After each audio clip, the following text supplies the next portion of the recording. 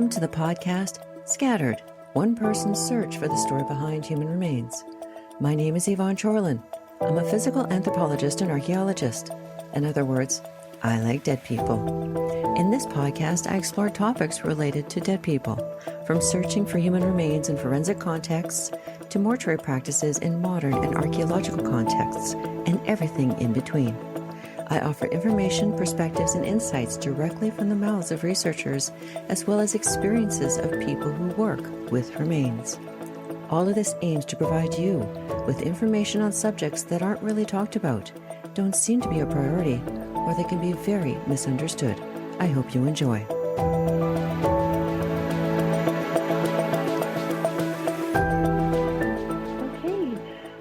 First of all, thank you so much, Yvonne, for having us. I am Taylor Dube-Mather, and I am currently working on my master's thesis at Simon Fraser. And what I'm looking into for my thesis is whether sworn members of forensic units in Canada should be replaced by civilians because of the knowledge that civilians have through their education and specialized skill sets. So in doing so, I interviewed about 50 police personnel, and I'm just currently writing up the thesis, so should be done shortly here. And that's really what I'm up to today. Wow, that's not contentious at all. Yes, it's quite a divided topic. I would say the research showed that there's very distinct opinions about why civilianization should go forward or not. And I understand both sides in that the police culture really holds onto that role, as it's always been police officers processing evidence at a crime scene. But I also see the other side of, should we have specially trained individuals who really understand the science behind the techniques? So yeah, it was a divided perspective, but I think brought light to some important issues that have been going on in policing. Nice. Well, I want to tap your brain after this episode because that sounds really cool. Sure, any time. Fabulous. Alisa? Yeah, so thank you so much, Yvonne, for having us. And I'm currently just finishing up my undergrad at Mount Royal University. I guess I'll start with my name. My name is Alisa Hardy, and I will be graduating just in August here. So I'm currently in the middle of my practicum at the Office of the Chief Medical Examiner. I've been there since May, and I will be there until August when I graduate. Fabulous. And what will you graduate with? I will graduate with a bachelor's in criminal justice. And that's probably a BA, right? Yes. All right. Okay. Good stuff. So yeah, I wanted to get you two on because I heard through the grapevine that you have or had done a practicum at the medical examiner's office. In Alberta, we have a medical examiner. In some provinces, there is a coroner. Much like the rest of the world, you either have a medical examiner or a coroner or somebody who kind of oversees the autopsies and death investigation. And so in Alberta, we had the medical examiner, and you two have done a practicum. I did a practicum during my graduate studies when I was at the University of Alberta. And I wanted to hear your reflections on why you wanted to do this practicum, kind of who you were before, and your journey going through the practicum, and then how you may have changed as a person, as your perspectives, that sort of thing coming out on the other side. Because I know I was a bit of a different person after going through that experience. I was very glad that I did it. I learned a lot of things, but I wanted to hear from you because my experience was probably very different from yours. So, Alisa, because you're still in the practicum, why don't we start with you? Sure. I guess I'll start with kind of how I got interested in criminal justice, just to kind of give you a full picture. But yeah, and give us kind of an outline of, I guess, your views on death prior to coming into the practicum, and why you wanted to do the practicum. Okay, for So sure. yeah, not just your academic journey, but maybe a little bit about your personal journey as well. Yeah, for sure. So I guess growing up, I definitely had an interest in investigations, probably more in general than specifically to death at the time. And I would say it was more of an unrealistic, excited view, watching crime shows, all that kind of thing. But as I got older, I really got to talk with my aunt and my uncle who live out in BC. And my aunt actually worked at the coroner's office as an investigator. And my uncle was an RCMP officer. So even just through brief conversations with them, it helped me kind of come into this realization of my passion that I felt for criminal justice and investigations in general. Well, you really had the inside scoop then. I did, yeah. And I was really grateful for that. It definitely helped me kind of be able to focus in on what interests me and have more of a realistic expectation of what that would look like. And sorry, I'm going to interrupt you here. From that sort of personal environment, how did you see interactions with your friends and how they perceived something like, watching CSI or, reading something in the news and then them saying something or discussing it with you and then your perception? Did you notice a difference? Yeah, I think I definitely just maybe had a more concrete view of different, I would say, more just expectations, but at the same time, it's completely different working in a field like that. So I definitely still had some of those unrealistic views of just kind of excitement. Oh, that's so cool. That must be amazing. That kind of thing. Okay. So I wouldn't say there was too much of a difference because the lived experience is definitely different than just hearing about it. Right. But it did help me realize that passion. Right. Okay. And so then that led to your academic journey, I'm guessing. Yeah, it definitely did. And so from a fairly young age, I knew that I wanted to go into criminal justice. And again, hadn't quite made the connection between death investigations or working with the deceased. I didn't have too many experiences with death growing up. I had a grandma who passed away, and I did have a good friend who passed away in an accident pretty soon after we graduated from high school, and those were kind of my main experiences with it. And you definitely carry those with you, I would say, but I hadn't made those connections with my overall goals yet. Right. But I had heard really great things about the program at Mount Royal and was very excited when I got accepted into that program and really just threw myself into my studies. I feel like I have just loved every second of it.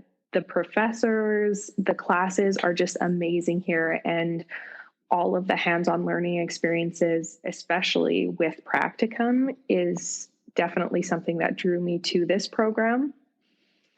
And I would say what led me to wanting this practicum was definitely going into Dr. Holgren's class. So she teaches forensic interviewing as one of the classes that she created. And from the moment I saw it on the class list as something that we would take, I was so excited about it. She's an amazing professor. She was so, she really was hands-on. She challenged us, pushed us out of our comfort zone, and she talked about this practicum a few times. And I remember from the first time she mentioned it, it was like this light bulb moment. Like, that's what I want to do.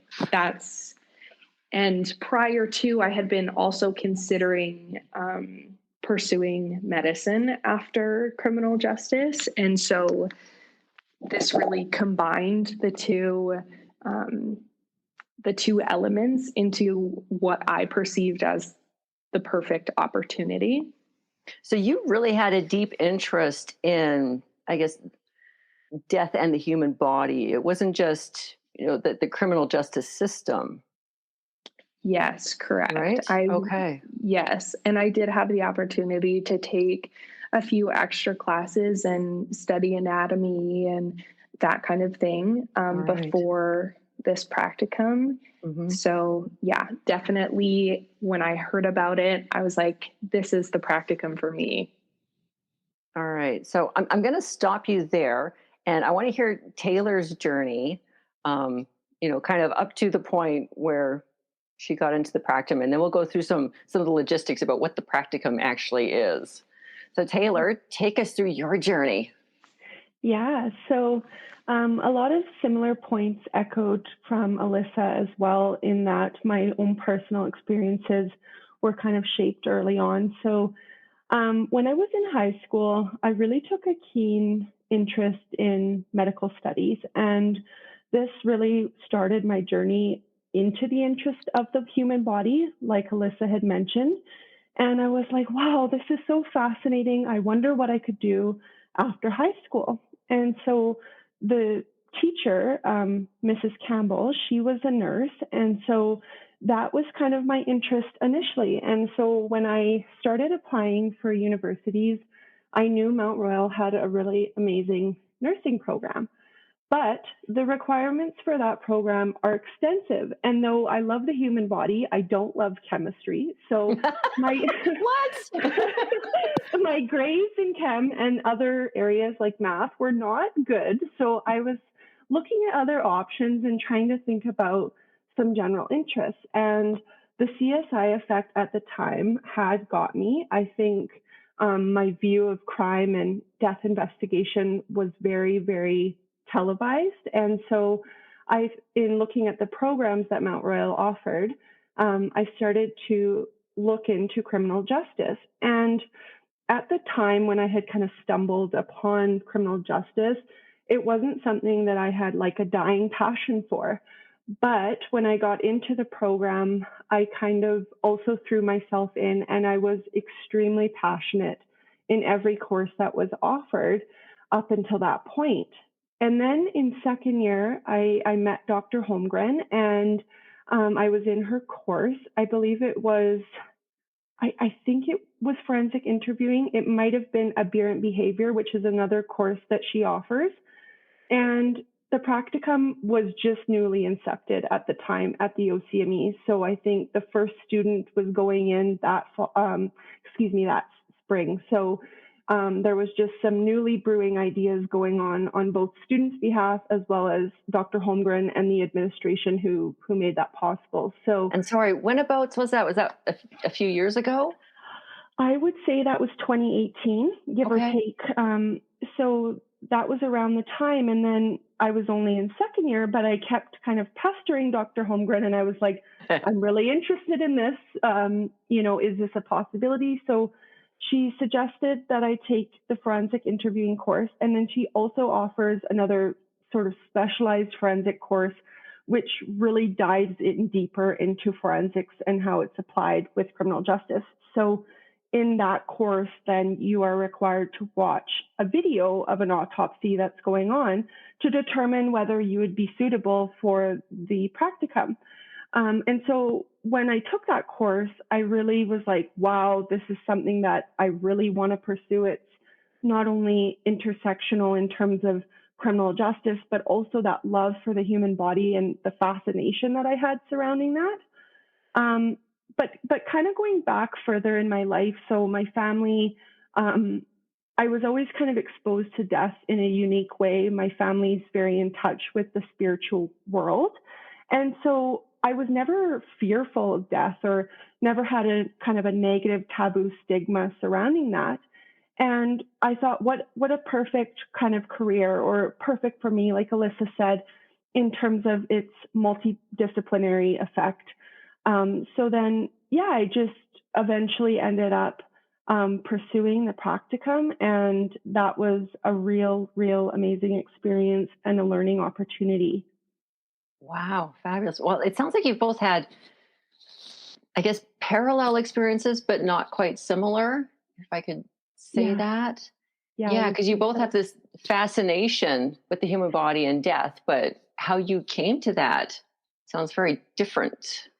Yeah, like Alyssa's was definitely more of a realist perspective from personnel or practitioners that work within. And I was Hmm. just more kind of stumbled upon it, but in a very grateful way and a way that I was passionate, but I just didn't know that those kind of things existed because, um, like we talked about pre-podcast recording, death is very not talked about, and especially the personnel involved with the investigation of death. And so as students, like I didn't even think that was something that was possible. So I was extremely grateful not only for Dr. Holmgren, but for the opportunity, because I think it really opened up a pathway for students that is unique to Mount Royal and unique in Canada. Hmm. Yeah. Yeah, I can really appreciate your view with the, I guess, pre-podcasting statement because, like, I'm a little bit older than you, so I grew up. My high school experience was pre-internet, so You're yeah, a little aging bit older. yourself, Yvonne. No, I'm I just kidding. know, I know. And I also lived in a small town. So my exposure to really anything outside of what was available in my small town high school was very limited. So I had no idea there was such a thing as anthropology or, which is what I ended up specializing in, and sure, we had a funeral home, but it was small. And why would you go into it or have anything to do with it unless, somebody you knew had died? Mhm. So, yeah, I mean, coming out of high school, or it really is about your exposure Mhm. and how it can influence your decisions, but then how that exposure can bring to light some of your own passions and talents that you would not know that you had. Yeah. Yeah, Yeah. and I think it takes like just a certain type of person to be appreciative of the role, and not only appreciative of the opportunity, but also to be professional enough. Like a lot of times friends or colleagues will make jokes, and I'm like, you know what, joking aside, it's a very serious job. It's a very serious practicum, and I don't think that all students have the ability or the aptitude to do that. And some of the things, and I'm sure Alisa can speak to the more relative experiences of this, but some of the things that you see and experience are very difficult and very hard to work through in a sense. And so I think that that also taught me a lot about myself and things that I can carry forward in kind of any professional experience in the future as well. All right. So let's talk about the practicum itself. So, from my understanding, it's fairly short. It's a month. Is that correct? Alyssa, you're already in it. So why don't we get you Yeah, answer these questions? it's actually 3 months. So I've Ah, been in since the beginning of May, and I finish beginning of August. all right. And how often do you go in? So I go in 3 times a week. The hours that we will complete by the end of the practicum is 286 hours. Wow. Okay, that's a fairly stiff amount of time. And this is all set up like you don't go in a sort of casual manner and speak to like the deputy MUE or anything else like that. This is all set up between MRU and the chief medical examiner's office. Is that correct? Yes, that is correct. Okay, so you're kind of just the person who just everything's taken care of and you just show up, and then it's like taking a class kind of thing. You're just, you do whatever kind of you're told. Yeah, exactly. We have certain roles and responsibilities, and as we get more comfortable with our roles, we're able to just come in and work and help out in any way that we know how. It's definitely a process, especially just given the nature of what we're doing, that there's a big learning curve, but it's really rewarding when you can see kind of the fruits of your labors and being able to appreciate what you're doing and continue to improve and feel like you are making a difference. All right. So what is the objective from this practicum? I would say the objective is it just awareness, or are you there to learn specific things? I would say there's quite a few different objectives. Definitely learning the processes, the procedures, as well as just gaining an appreciation. Because obviously some people who get this opportunity want to work in death investigations, want to pursue a career in this field. Others have different things in mind. So the objective can honestly just depend on what your goals are. Okay. And so you mentioned the roles. What is your role? Yeah, so my role is kind of helping out wherever I'm needed.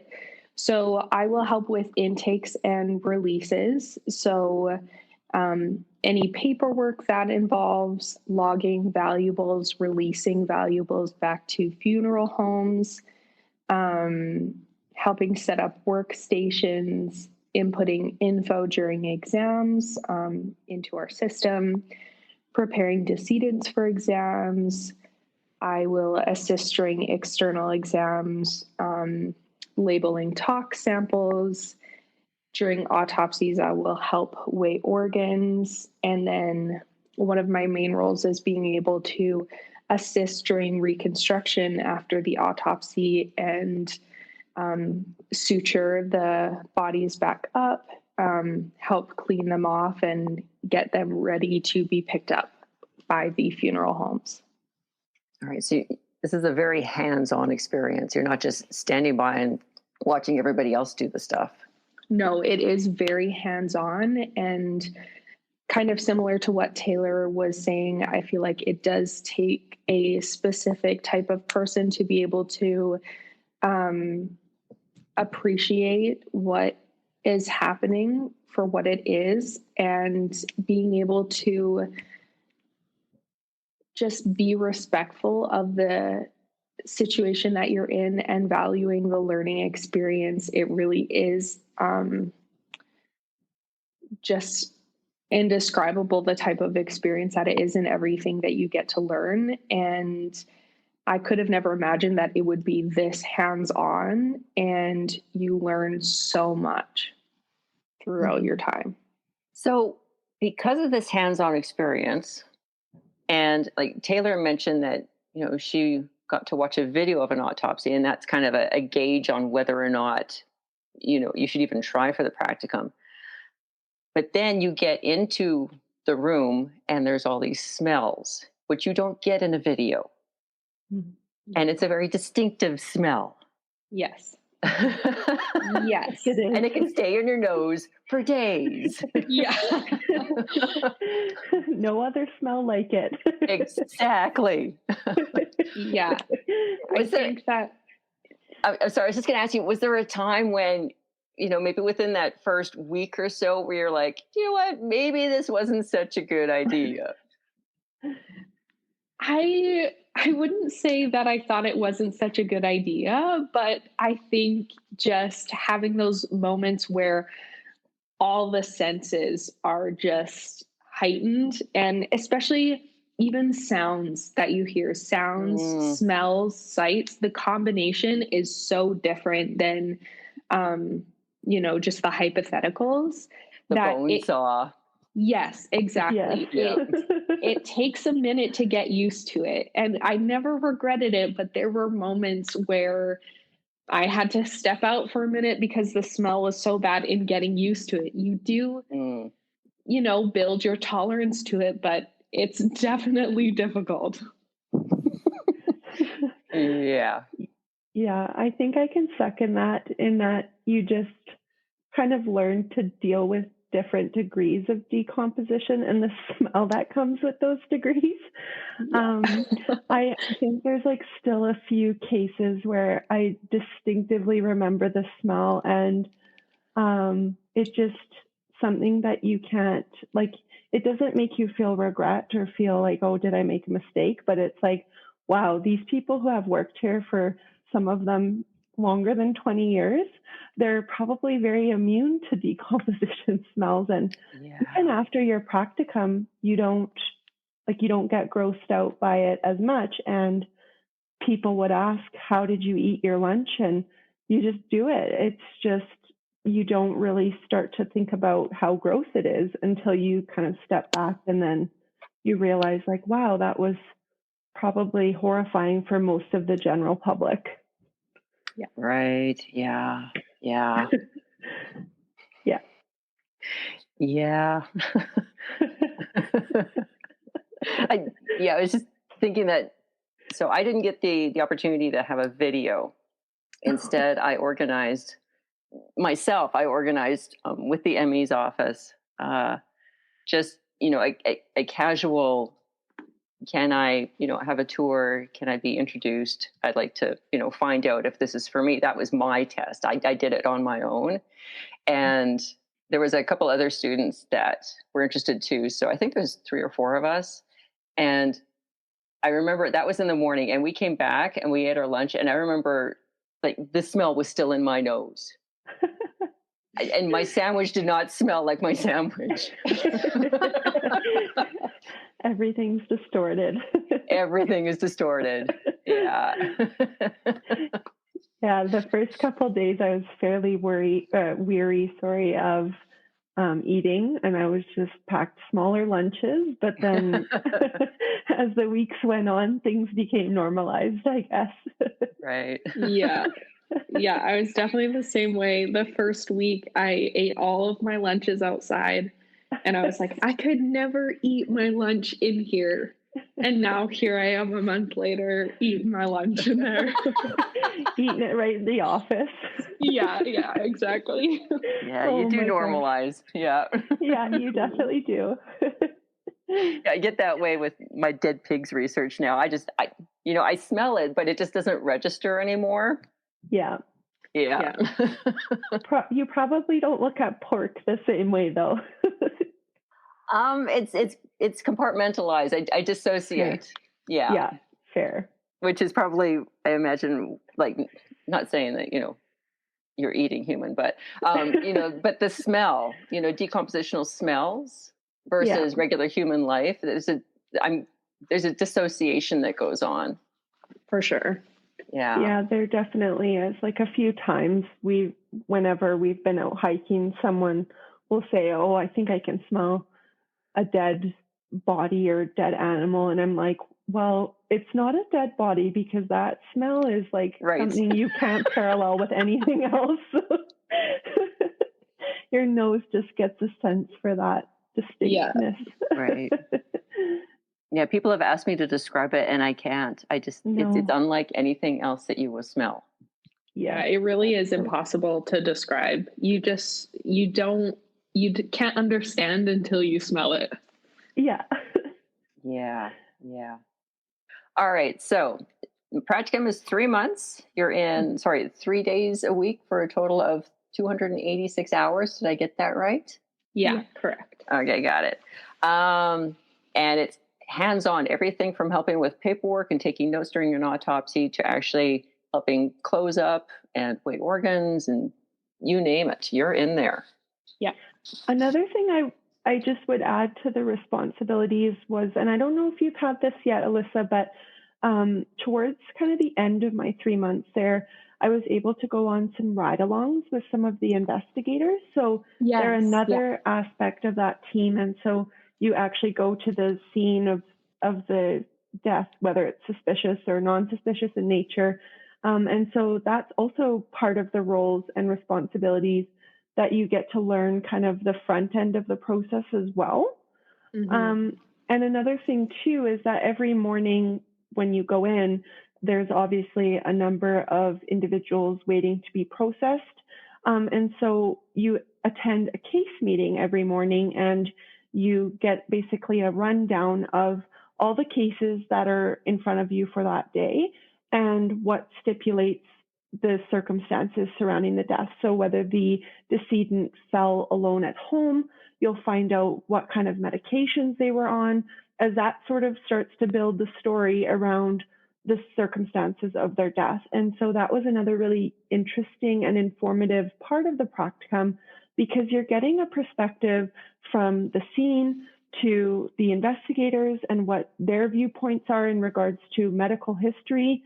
And then you go on to then do the autopsy. And like Alisa said, you're very involved as practicum students throughout. So it's a really whole circle opportunity at the OCMEs for the students.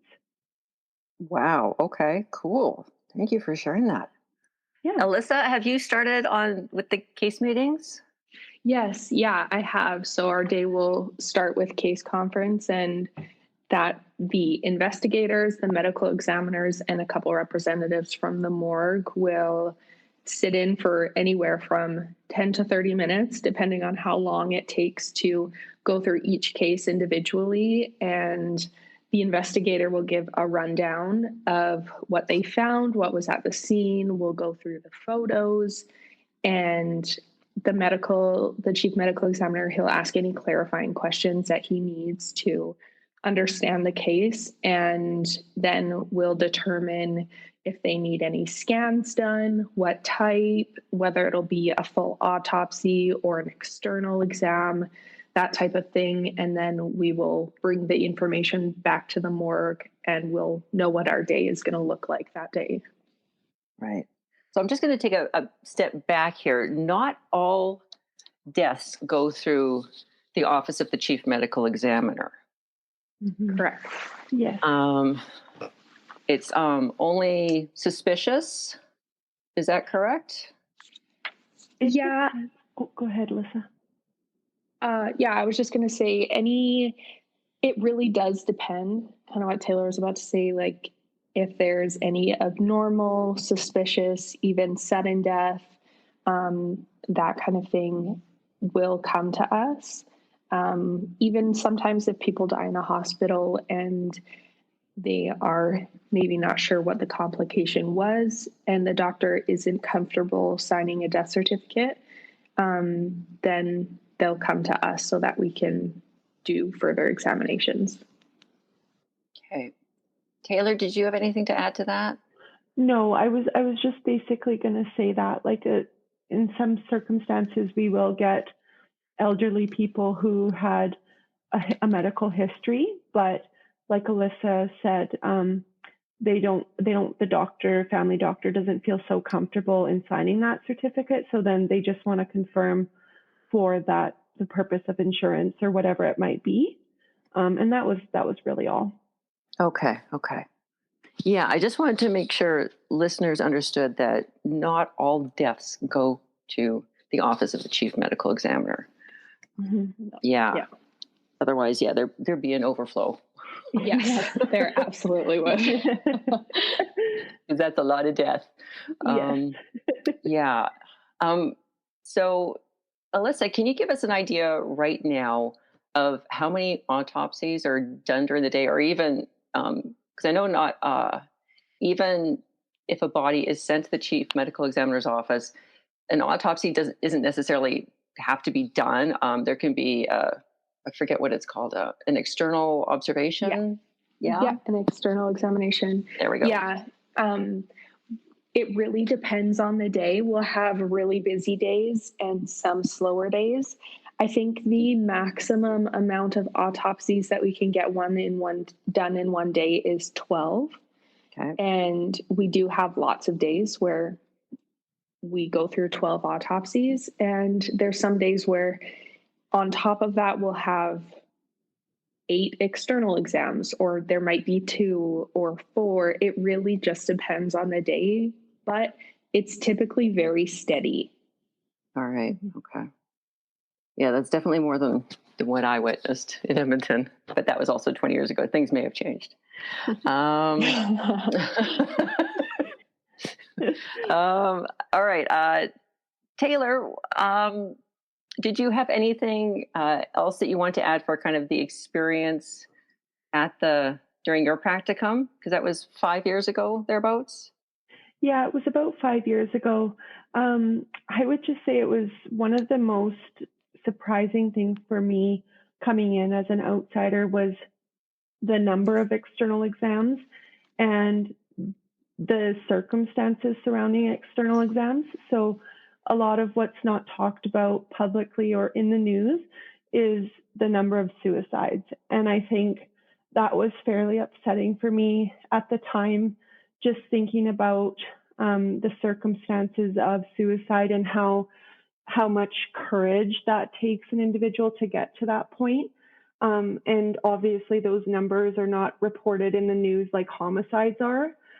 So I think for me, that was quite startling to realize how many people are impacted by mental health. And when you would really learn about their stories in case conferences, you would begin to learn that they were normal appearing people in terms of their mental health and so on. But the demons they faced internally ultimately led them to that office. And I think for me, that was very startling amongst all the other cases that we would learn or observe about in that time. And specifically, I think if the news were to report on that, there might be a little bit more awareness surrounding mental health and how many struggles people face. And I'm certain that that's been exacerbated since I've been there. And I'm sure Alisa can speak to that. But it was just quite shocking for me because, again, it's a very taboo topic in society, which I think needs more attention and more discussion around it because, yeah, it was from that perspective very, very shocking to me. Wow. Okay. Yeah, you're right. It's just because something is a sin or considered bad doesn't mean that we shouldn't be aware of it and talk about it. Yeah. Yeah, and it was just interesting how cases were decided upon. So just for further clarification on that, it was external exams were things like car accidents or suicides, and then other deaths where medical history was known, but there was some suspicion around the circumstances, such as somebody being at home alone.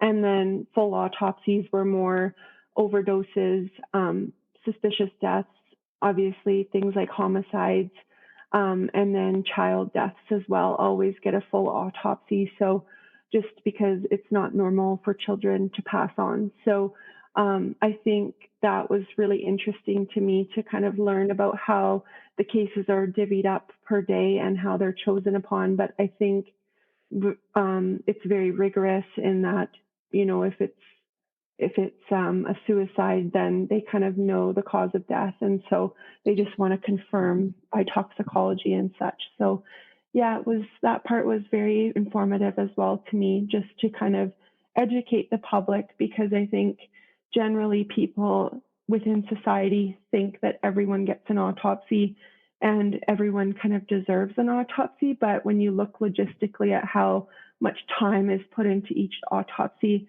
it becomes very challenging with the caseload there. Mm-hmm. Yeah. Because an autopsy can take an hour, a couple hours. Yeah. Go ahead, Taylor. Yeah, about that. I mean, the staff there are very efficient, and I'm sure Alisa can speak to that too, and that they're very respectful and efficient in what they're doing. So I think about an hour or so. Would you say, Alisa? Yeah, I would say between 45 minutes to an hour for each autopsy. It's different if it's considered a continuity. So that means if it's um, suspicious in any way, CPS will attend the autopsy, and that can take up to 3 hours depending on the circumstances surrounding it. But the average autopsy, yeah, I would say between 45 minutes to an hour. All right. So when I witnessed the few autopsies that I did when I was in Edmonton, there were sort of different circumstances. Like I saw the one that you just described, Alisa, where CPS came in and they witnessed the autopsy, and the chief or the deputy medical examiner would then go through their findings, and everybody would be standing around taking notes over the deceased. And then there were other ones where, it was mostly just the technicians. They would kind of, prepare the body and whatever, and then, look over everything. And then the deputy or chief would then come over and look at the organs, take some slices for whatever. And then that was it, like was over in 15 to 20 minutes. And then it went back to the technician, who then closed up and finished whatever was required. And then there was the external examination. Kind of those three is what I saw. Yeah. Yeah. Yeah. Is that what you saw as well? Yeah. Yeah. I would say that's exactly it. Yeah. We, with a regular autopsy, once all the organs have been removed and all the tox samples have been taken, then the medical examiner will come over and examine each organ. Sometimes it'll just be one. So if there is, if they've suddenly passed and their medical history maybe suggests that it could have been heart related, then the technician will be instructed to just remove the heart to begin with. The medical examiner will examine the heart, and if they find, cause of death in there, sometimes they'll find a blood clot or whatever it may be, then they're able to just close right up after, and they don't have to complete the rest of the autopsy. I would say those are fewer and further between, and it's typically all of the organs come out. They're all examined, and then the autopsy will be completed after that. All right. Okay. I'd like to just get your reflections on the culture of being in that environment. When I was in there, I was, not only a student, but I was, this little blonde female in this sea of big white men who were, experts or very knowledgeable, had lots of letters behind their name, or CPS, or I guess Edmonton police officers. And I felt very outside. It felt like very much like an old boys club. I'm hoping that has changed and your experience was considerably different. Yes, I think that. Yes, yeah, awesome. Yes. Good to hear. Yes, I think that you would be pleasantly surprised with the culture and what it's like there now. I work with a majority of women, and even, the forensic anthropologists that come in, the CPS officers that work for the forensic unit.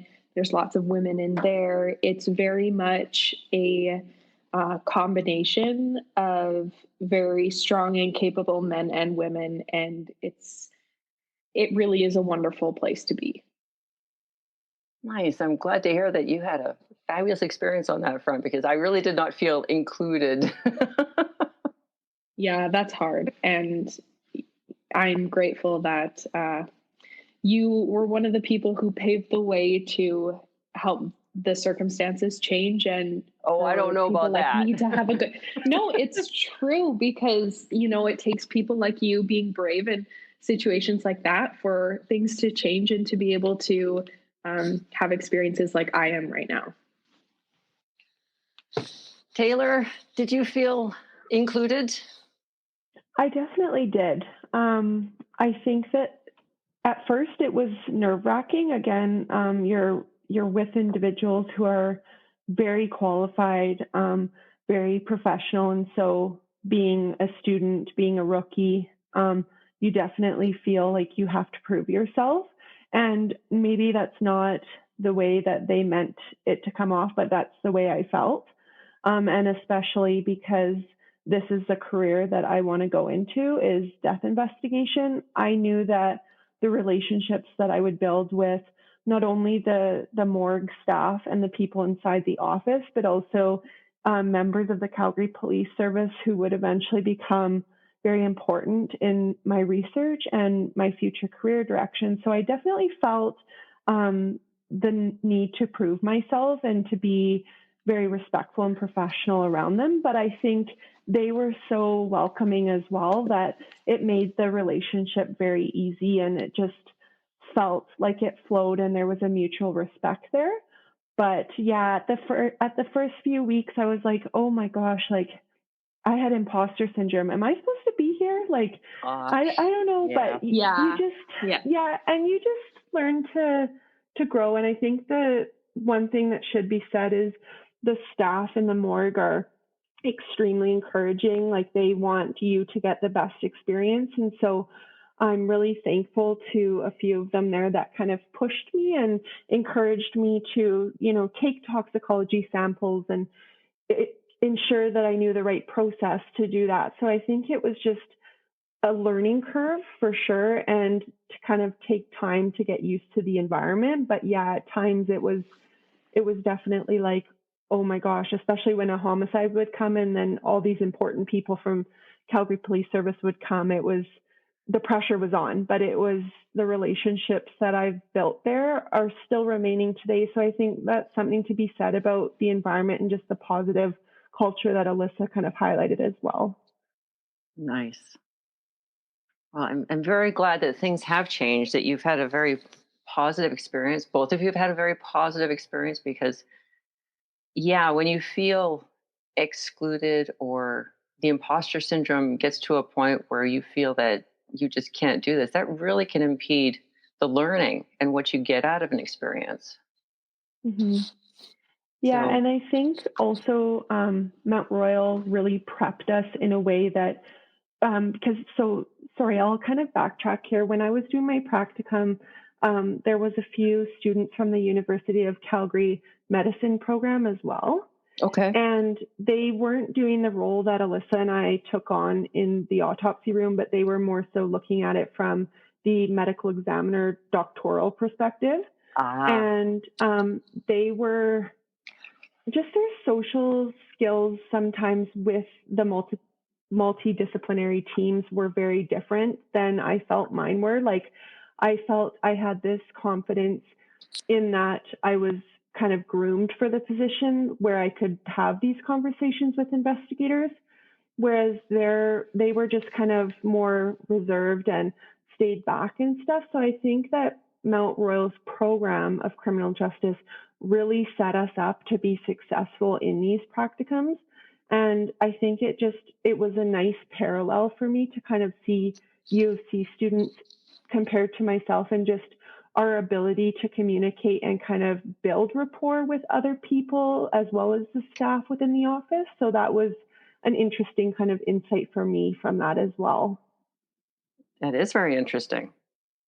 Huh. Yeah. Yeah. So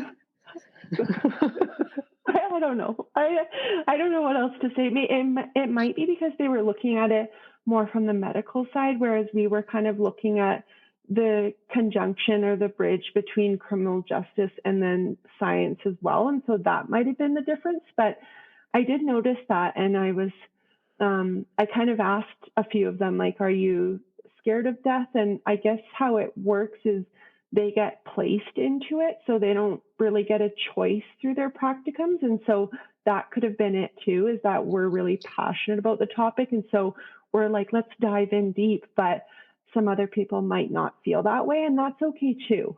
I think the exposure is just good in and of itself. Very interesting. Yeah. Yeah, I definitely agree with what Taylor is saying. I think that the preparation that we received is crucial in taking advantage of the experience. And it was stressed so much before starting how amazing this learning experience is, and to, take it all in, ask questions, be involved. And that really, I feel like, has set me up for success so far, just wanting to be as hands-on as I possibly can. And I would say I have also seen a difference between, maybe medical students who are placed there and maybe weren't expecting that same type of experience, or not comfortable in that area of medicine, maybe got more into it because they wanted to interact with patients and that type of thing. So I definitely have seen some of that as well.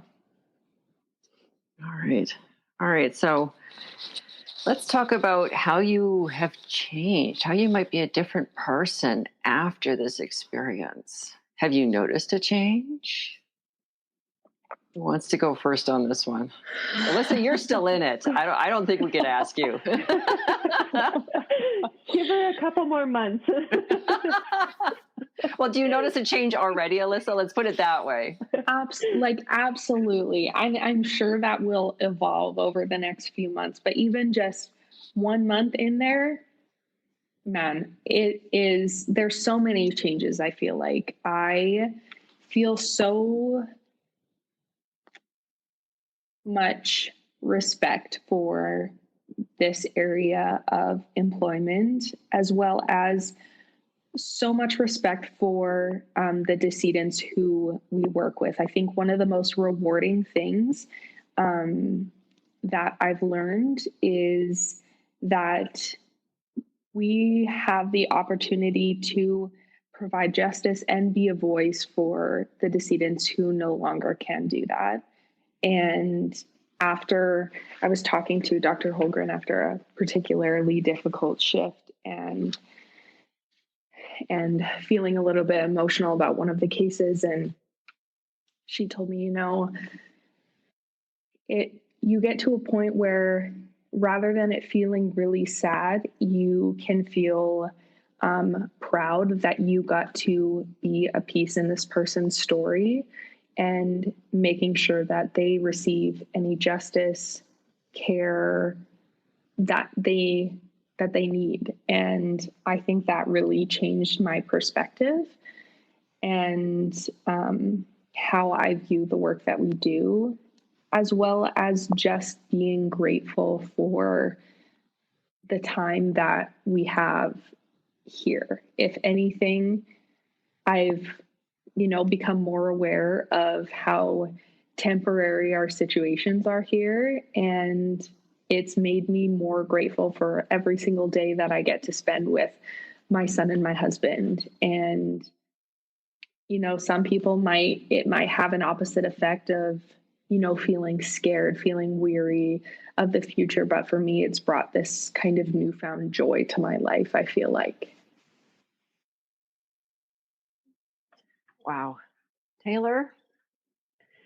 Yeah, I think very similar to Alyssa in that it really made me grateful and realize how things can be taken away very, very quickly for any demographic, any age, any type of person. So it really made me appreciate the value of life, like Alyssa said, and just to live in the moment. Like you could be driving to work and get into a fatal motor vehicle accident. So just it really reaffirmed to me to always tell the people that I love how much I love them, and to really spend time with people who struggle. Like, elderly people, my grandma, she's getting older, and as the time goes on, I just really appreciate the moments. And I think too, it gave me a different outlook on being kind to people. And I know a lot of people will kind of laugh or think this is silly, but you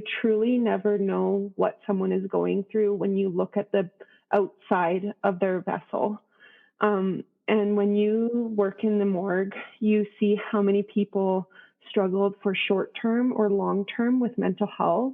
And I think it just gave me kind of a reset button in how I treat people and how I approach different people, whether it be people I see every day or people that I interact with in the public. And I think it just made me feel like a more respectful person from what I saw. And what I mean by that is that if you see a homeless person, you may turn a blind eye to them, but they may be living in a world of addiction, living in a world of volatility. And so really just lending a kind eye to people, because you just never know. And you never know what the internal struggle is. On the flip side of that, it kind of opened my eyes to the realistic side of death.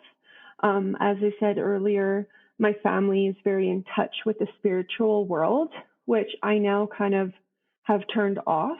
I don't see death in the same emotional light as I once did. Like if somebody had passed away that my family knew, it was upsetting. But for me now, I kind of look at it like a scientific matter. And I think that goes back to decompartmentalizing, knowing the situation that may have surrounded that death and the brutality. You start to look at it not in a cold way, but in a way that's realistic and offers insight into that death investigation piece. And so I think I'm really grateful for that, because the work that I want to go into, this will probably be a regular sort of thing to witness and see and experience. And so I'm grateful that I have this kind of objective look at everything now, because you can't be emotional in this kind of work. I mean, obviously, you're going to see cases that are going to really trigger you. Like Alisa, there were a few times where I went home and cried. Things that you just don't ever want to see or don't ever want to hear about, you deal with on a daily basis there. And I think you should never lose touch of that compassion and that emotional drive, but you also have to remove it for yourself, for your own mental well-being, because the practicum is really, really challenging. And sometimes you have to face the music, and those times where you can lean on Dr. Holmgren for additional emotional support are really, really important in kind of guiding you through how you work through your emotions when you either attend a scene as a death investigator or get an autopsy that is gruesome or horrific in nature. And I think the experience taught me to just never lose sight of your compassion, but also acknowledge that this is part of your work and that you have to remain objective to bring light to the case and to help the family really grieve. And another thing is just to always remember that on the other side of a decedent is a next of kin or a family who love that person. And so you always have to remember that you're working to help or serve those families to ensure that there's closure brought to the picture, however the individual died. So those are a few of the main takeaways, I would say, for me. Yeah, I think you've both touched on things that that I've felt. I feel very honored to be able to work with the dead, and in whatever capacity that may be. Whether it's out on a search or the little bit of practicum that I did in Edmonton. Because to be in that position, you have to be a certain type of person, like you both said, but then you have to find yourself in a certain circumstance, whether it's an academic or through connections or what have you, to be chosen or to feel qualified to be put in that position. Mhm. And then to be able to demonstrate that respect for the dead, because I think that's almost perhaps the most intimate you can see somebody Yeah. Mhm. is when they're dead, and they have no voice, Yeah. they cannot tell their story, and they have Mhm. no control over what you would do to them. Yeah. Yeah. And so you were very much representative for them. Yes, you are. Yeah. Yeah. But at the same time, very, very grateful, and definitely a sense of carpe diem, seize the day. Absolutely. Absolutely. Yeah. All right. We are coming to the end of our episode. So I wanted to ask you, Alisa, what you're going to be graduating soon. What's your next step?